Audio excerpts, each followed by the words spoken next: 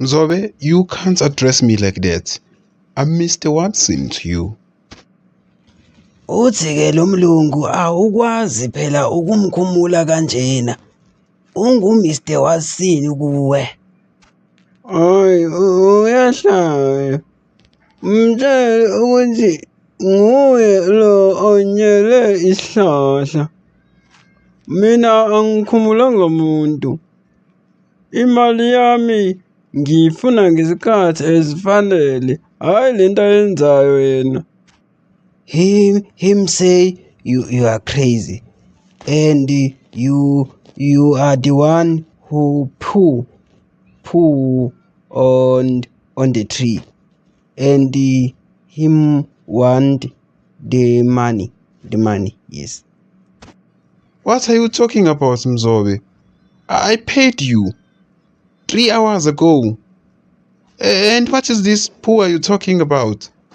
Hayi uthi-ke lo mlungu okupendile-ke Mzobe mngani wami emahoreni amathathu edlule. Futhi uyabuza ukuthi isiphi lesipoki okhuluma ngaso. Uyabona lo mlungu uyahlanya-ke manje Jama. Yena uthe uzongikhokhela ngo-1 o'clock. Kodwa-ke imali yami ingene ngo-1:30.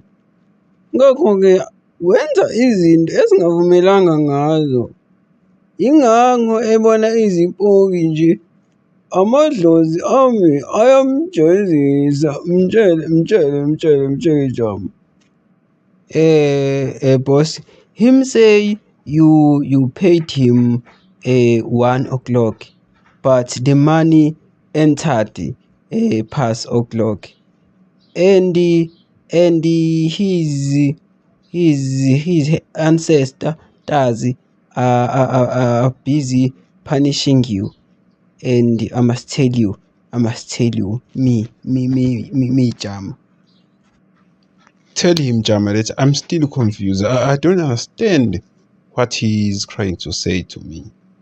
Mfethu sengadideka-ke manje usikhuluma ngomastende nangokukhala angazocry. Hayi ngeke impilo angisazi phela mina ngizodideka ngithini. Lo muntu angathi akayazi kahle English.